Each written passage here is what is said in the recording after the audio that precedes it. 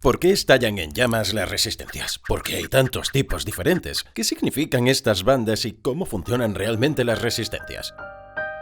Te lo voy a explicar en este vídeo.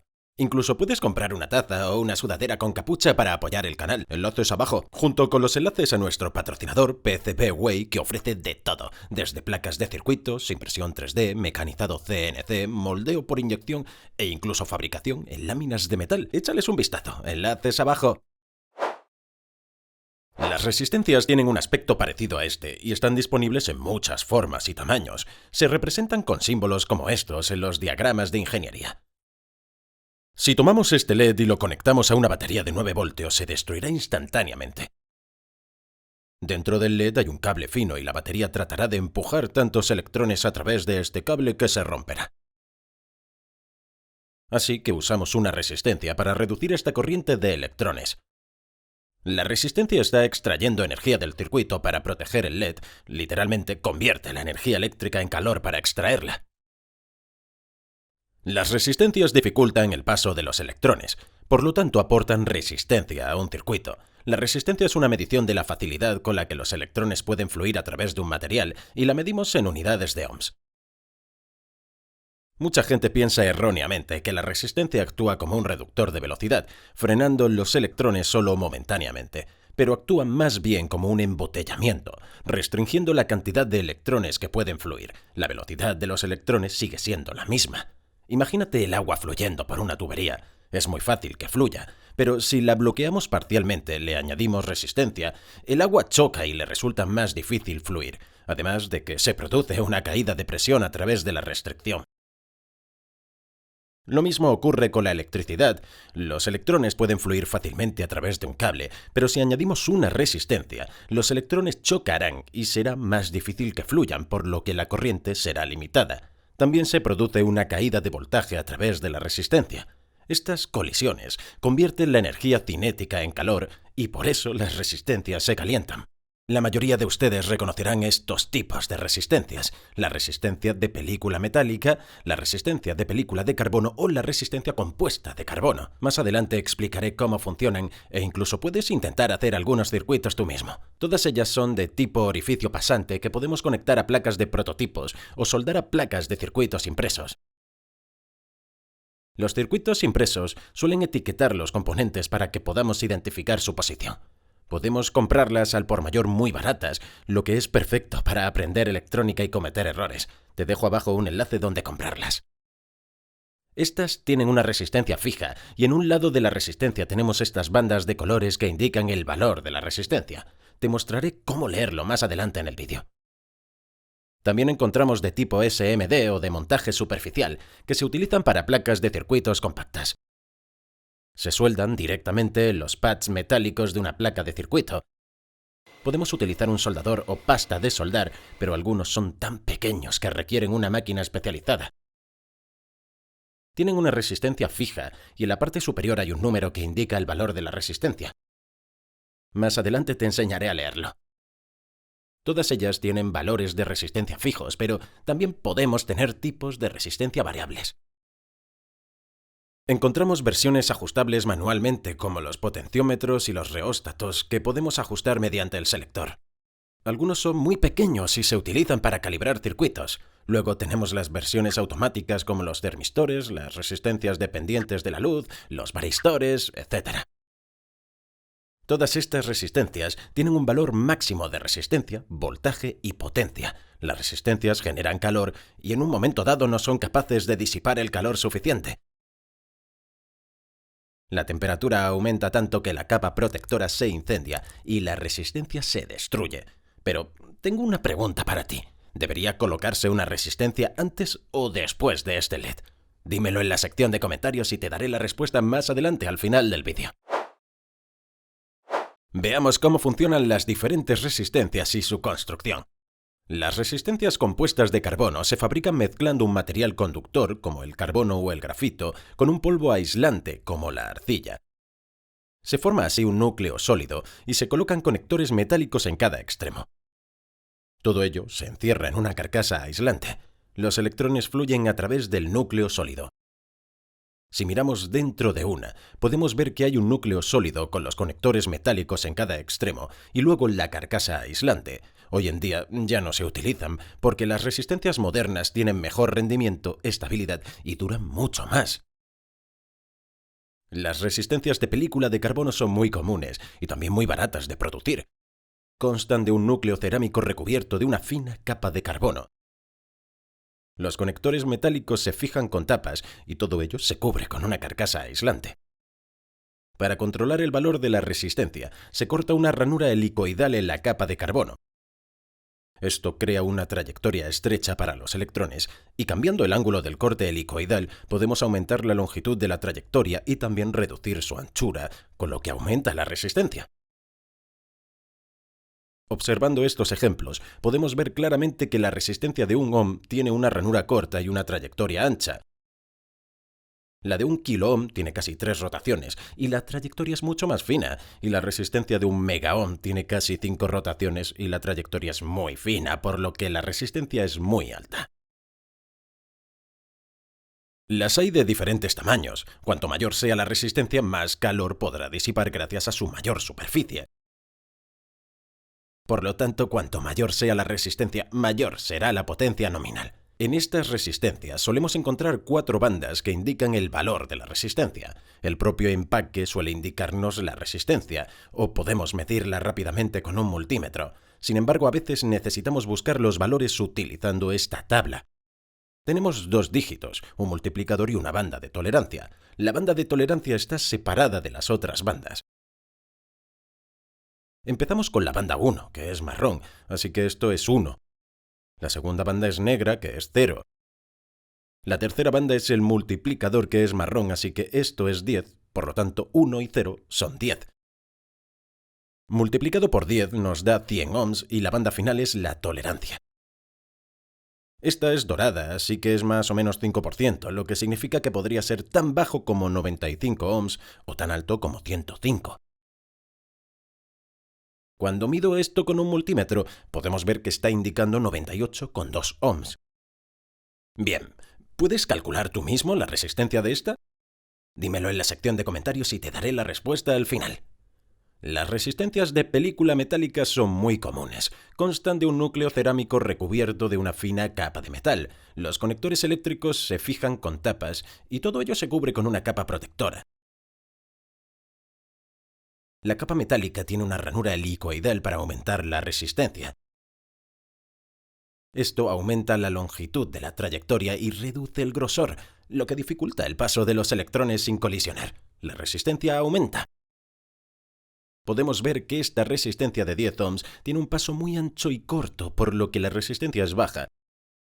Si lo comparamos con esta resistencia de 1 megaohm, que tiene una trayectoria muy fina y larga, por lo que la resistencia es muy alta. Este tipo de resistencia tiene una gran tolerancia y muy buena estabilidad, por lo que suele preferirse a la de película de carbono o a la compuesta de carbono, aunque es ligeramente más cara. Están disponibles en diferentes valores de potencia. Cuanto mayor sea el tamaño, mayor será el valor nominal y más calor podrá disipar. Las bandas de colores indican el nivel de resistencia y normalmente tenemos 5 bandas de este tipo. Normalmente el empaque nos indica la resistencia o podemos verificarla con un multímetro. Si no, podemos utilizar esta tabla para buscar los valores. Tenemos 3 dígitos, un multiplicador y una banda de tolerancia. La primera banda es naranja, que es 3. La segunda banda es naranja, que es 3. La tercera banda es negra, que es 0. Al combinar estos números se obtienen 330. La cuarta banda es el multiplicador, que es negro y es 1, por lo que 330 multiplicado por 1 es 330 ohms. La quinta banda es la tolerancia. Es marrón y significa más menos 1%, por lo que podría estar entre 327 y 333 ohms. Cuando mido estas son 329,9 ohms. ¿Puedes calcular tú mismo la resistencia de esta? Dime tu respuesta en la sección de comentarios y te daré la respuesta al final.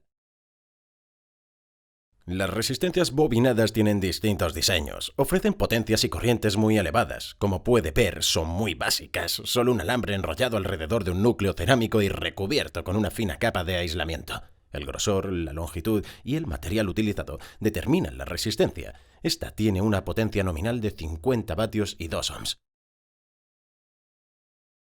Algunos están encerrados en un bloque cerámico con cemento, pero en su interior solo hay una bobina de alambre de nicromo resistivo enrollado alrededor de un núcleo cerámico con 2 tapas en los extremos. Estos se utilizan en aplicaciones de mucho calor, como el cemento, y la capa de cerámica protege el cable interno. Esta muestra que está diseñada para 10 vatios y 10 ohms. Otro ejemplo común es este diseño, que utiliza una carcasa de aluminio que ayuda a disipar mucho calor. Estas crestas aumentan el área de superficie, por lo que puede salir más calor no deseado de la resistencia. Hay orificios en la carcasa para que podamos montarla en una superficie. En el interior encontramos un núcleo cerámico con una bobina de alambre de nicromo resistivo entre 2 conectores eléctricos. Esto normalmente tiene algún tipo de aislamiento alrededor y luego todo está encerrado dentro de la carcasa de metal con una tapa de resina. Esta muestra que está diseñada para 10 vatios y 33 ohms. Las resistencias de montaje superficial están disponibles en muchos tamaños. Algunas, como esta, son tan pequeñas que se necesita un microscopio para verlas. Su construcción es bastante sencilla. Suelen tener un cuerpo cerámico con un electrodo en cada extremo, conectados por una fina capa de material resistivo, cubiertos con una carcasa protectora aislante y tapados con conectores metálicos. El material resistivo tiene una ranura cortada con láser que reduce la zona por la que pueden circular los electrones, por lo que aumenta la resistencia. Ofrecen una gran tolerancia, pero tienen una potencia nominal muy baja. En la parte superior hay unos números que indican el valor de la resistencia. Con este tipo de 3 dígitos, los 2 primeros dígitos representan el valor significativo y el tercer dígito es el multiplicador o cuántos ceros hay después del valor significativo. Por ejemplo, este muestra 2, 4, 0. Los 2 primeros dígitos son 24 y lo multiplicamos por 1, por lo que se trata de una resistencia de 24 ohms. Este es 1, 0, 1, así que es 10 multiplicado por 10, lo que da 100 ohms. Esta muestra 1, 8, 3, así que es 18 multiplicado por 1000 o 18 kiloohms. Con códigos de 4 dígitos, los 3 primeros representan los valores significativos y el valor final es el multiplicador. Esta muestra 1, 0, 0, 0, así que es 100 multiplicado por 1, lo que significa que es una resistencia de 100 ohms. Esta muestra 3, 5, 0, 2. Así que esta es una resistencia de 35 kiloohms. A veces tenemos la letra R antes entre los valores. Los tratamos como decimales.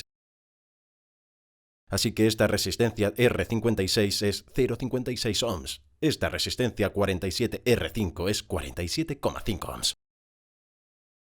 También encontramos algunas con valores de 3 cifras y letras al final. Tenemos que buscar estos valores en una tabla. Empezamos buscando los 2 primeros valores, en este caso 26, que es 182.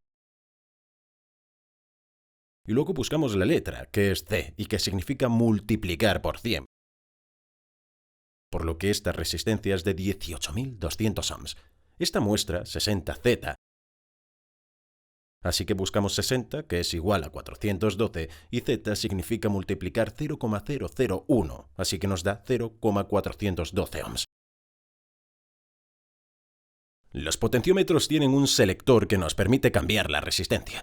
Tenemos los de uso general, que podemos utilizar, por ejemplo, para controlar el volumen, y los de precisión, que se emplean para sintonizar circuitos electrónicos. Podemos ver que tienen 3 terminales. En el interior vemos que hay una pista resistiva que va entre las 2 terminales y un selector que va de la pista a la terminal central. Al mover el selector aumenta la distancia que tienen que recorrer los electrones, por lo que aumenta la resistencia. También podemos conectarlo al revés. Como cualquier resistencia, tendremos una caída de voltaje a través de los 2 terminales debido a la pista resistiva. Por lo tanto, al conectar a la terminal central, podemos utilizar solo parte de esta pista resistiva, por lo que solo tenemos parte de la caída de voltaje. Esto nos permite controlar el voltaje de salida desde este terminal. Además, podemos utilizar solo la terminal central y una final para crear un reóstato. La caída de voltaje total se produce ahora entre estos dos puntos, por lo que controlamos la corriente en el circuito de la siguiente manera. En la parte frontal de estos componentes encontramos un número. Este indica la resistencia máxima. Este indica un K, por lo que son 1000 ohms. Este indica 500K, por lo que son 500.000 ohms. La letra indica el tipo. B es muy común y significa que la resistencia cambia de forma lineal, pero también podemos encontrar tipos logarítmicos. Estos modelos pequeños tienen 3 dígitos. Los 2 primeros son las cifras significativas y el tercero indica cuántos ceros hay que añadir. Por ejemplo, esta muestra 101, es decir, 10 con un 0 después, por lo que es una resistencia de 100 ohms. Ese es el valor máximo. Esta muestra 204, por lo que es de 200.000 ohms. Los reóstatos se utilizan para controlar la corriente en un circuito. La corriente suele ser grande, de ahí el tamaño de los componentes. Se conectan en serie con la carga. Solo se utilizan 2 terminales a la vez, incluso cuando 3 o 4 podrían estar disponibles. Los circuitos de corriente más pequeña pueden utilizar un potenciómetro como reóstato. El reóstato utiliza un alambre resistivo que se enrolla alrededor de un núcleo cerámico aislante, que suele tener forma de arco o ser cilíndrico. Cuanto más se mueva el eje a lo largo del cable, más lejos tendrán que viajar los electrones a través del cable y, por tanto, mayor será la resistencia. Podemos ver que ésta utiliza una superficie elevada en el eje deslizante para realizar la conexión a la bobina y que ésta utiliza una escobilla de carbón reemplazable con una conexión flexible al terminal central. A un lado del componente suele indicarse la resistencia máxima, la corriente o la potencia máxima. Las resistencias fusibles tienen un aspecto similar al de una resistencia estándar de valor fijo. Pero cuando sobrecargamos una resistencia estándar, arde en llamas. Sin embargo, cuando sobrecargamos una resistencia fusible se calienta y rompe el circuito sin arder. Es una resistencia que actúa como un fusible para proteger el circuito. En su interior normalmente encontramos un núcleo cerámico con un alambre resistivo que gira en espiral entre las 2 tapas de los extremos. A continuación se cubre con una capa protectora de resina ignífuga. El alambre actúa como un fusible y se calienta, pero a cierta temperatura se rompe y corta el circuito. Otros modelos utilizan una fina capa de aleación metálica en lugar de alambre, en la que se corta una ranura para controlar el paso de la corriente. Podemos ver que esta tiene 5 bandas. La última es blanca, lo que indica que es una resistencia fusible. Las otras 4 bandas indican la resistencia. Podemos buscar los valores usando esta tabla. Vemos que el primer valor es amarillo, que es 4, la segunda banda es violeta, que es 7, la tercera es negra, que es 1. Así que 47 multiplicado por 1 es 47 ohms, y la cuarta banda es dorada, que es más o menos 5%. Por lo tanto, está diseñada para 47 ohms, pero podría estar entre 44,65 y 49,35 ohms.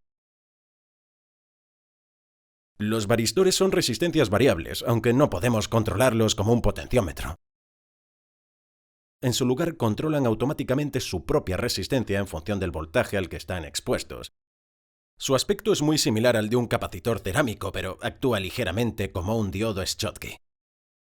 Normalmente lo conectamos en paralelo a través de la alimentación de un circuito eléctrico sensible. Normalmente puede tener una resistencia muy alta, por lo que actúa como un aislante y casi no fluye corriente a través de él. Pero a un cierto voltaje se convertirá en conductor y cortocircuitará a tierra. Esto es muy útil porque protege el circuito de los picos de voltaje. En su interior suele tener una mezcla de granos de óxido metálico de zinc dentro de un núcleo cerámico. Esto se tapa con placas metálicas y conectores eléctricos y luego se cubre con una carcasa protectora de epoxi. Podemos ver que este tiene algunos dígitos en la parte delantera. El 14 indica el diámetro, la D indica la forma. Entonces, 1, 2, 1. Esto significa 12 con 1, 0 después, por lo que está diseñada para 120 voltios y la K indica una tolerancia de más o menos 10%, por lo que podría estar entre 108 y 132 voltios. Los termistores son resistencias térmicas. Los hay del tipo NTC y PTC. Las resistencias NTC disminuyen al aumentar la temperatura y la resistencia PTC aumenta al aumentar la temperatura. Podemos conseguirlos en forma de película, perla de cerámica, chip, disco y encapsulados de vidrio. Su construcción es bastante simple. Solo hay una capa de semiconductor entre dos conductores y ésta se cubre con una capa protectora. El material semiconductor actúa como aislante, por lo que los átomos retienen firmemente los electrones. Pero cuando se aplica calor, la energía térmica excita a los electrones y les da suficiente energía para liberarse de los átomos y hacer que fluya la corriente. A más calor, más electrones pueden fluir y por tanto la resistencia disminuye. Son muy útiles para limitar la corriente de irrupción, detectar la temperatura, controlar la temperatura y las de cristal son buenas para aplicaciones de alta temperatura. Los detectores de temperatura por resistencia son sensores de temperatura simples, que suelen consistir de un núcleo cerámico con un alambre de platino envuelto alrededor, conectado entre dos conectores eléctricos. A continuación se recubre con una capa protectora. Suelen montarse dentro de una carcasa metálica para medir la temperatura de líquidos. Se utiliza el platino porque su resistencia aumenta de forma casi lineal al aumentar la temperatura.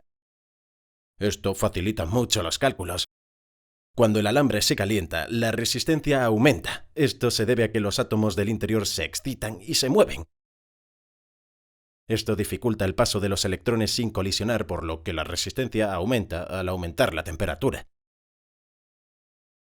Las resistencias dependientes de luz son resistencias variables que ajustan automáticamente su resistencia en función de la cantidad de luz a la que están expuestas. Tienen una base cerámica recubierta de sulfuro de cadmio. Luego se cubren con dos placas de electrodos, separadas por un pequeño espacio. Los terminales eléctricos se conectan a ella y normalmente encontramos una capa protectora transparente que cubre el componente. Normalmente tienen una alta resistencia. Los electrones dentro del cadmio se mantienen en su sitio debido a sus átomos, pero cuando se exponen a la luz, los fotones atraviesan el espacio, chocan con los átomos de cadmio y desprenden algunos electrones. Otro electrón ocupará su lugar, por lo que se crea una corriente. A medida que aumenta la luz, más electrones comienzan a fluir, por lo que la resistencia disminuye a medida que aumenta la luz. Vienen en una variedad de valores de resistencia, pero no suelen llevar ninguna marca. Solo la encontramos en el propio empaque. Para identificarlas hay que probarlas en completa oscuridad. Son útiles para las luces nocturnas automáticas y los circuitos de sensores de oscuridad. Las galgas extensiométricas tienen este aspecto. Es un sensor que se deforma bajo tensión.